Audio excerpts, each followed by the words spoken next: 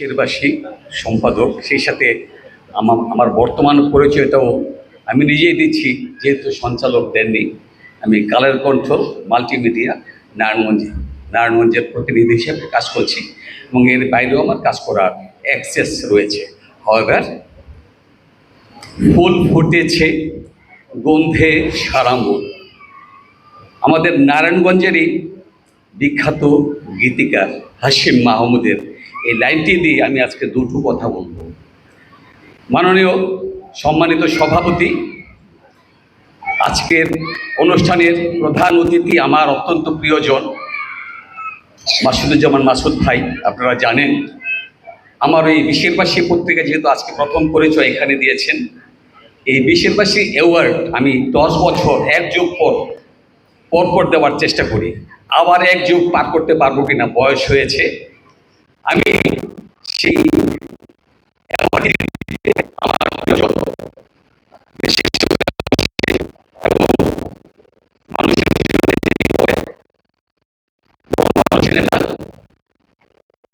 আমি সেই মানুষটিকে সম্মানিত করেছি এবং আমি নিজে সম্মানিত হয়েছি। আমি আজকে খুব বেশি কথা বলবো না, দুটি কথা বলবো।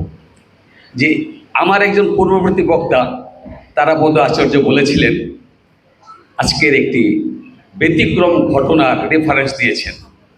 এর আগে বিগত 17 বছর যারা শাসন করেছেন, এই পূজা উদযাপন পরিষদ যারা এখানে হর্তাকর্তা, তাদের কাছে মনে হয় ঠিকাদারি দিয়েছিলেন এবং সেই ঠিকাদারির মাথাগুলো ভাঙিয়ে ভাঙিয়ে কতিপয় নেতা রস খেয়েছেন।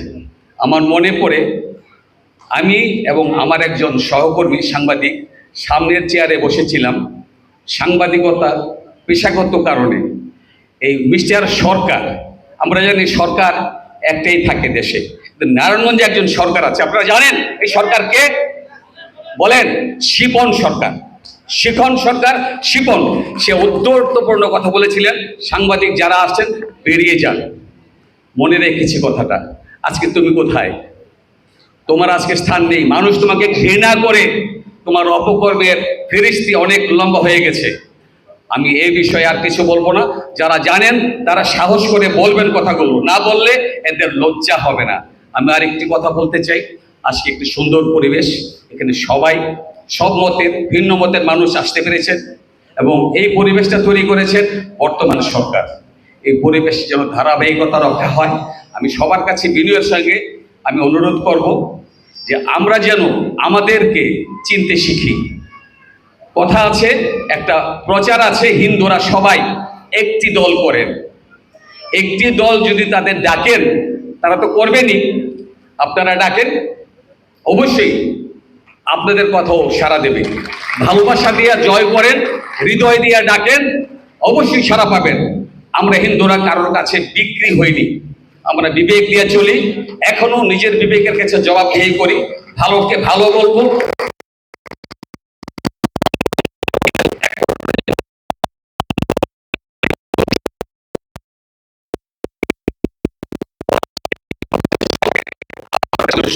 অনেক ধন্যবাদ।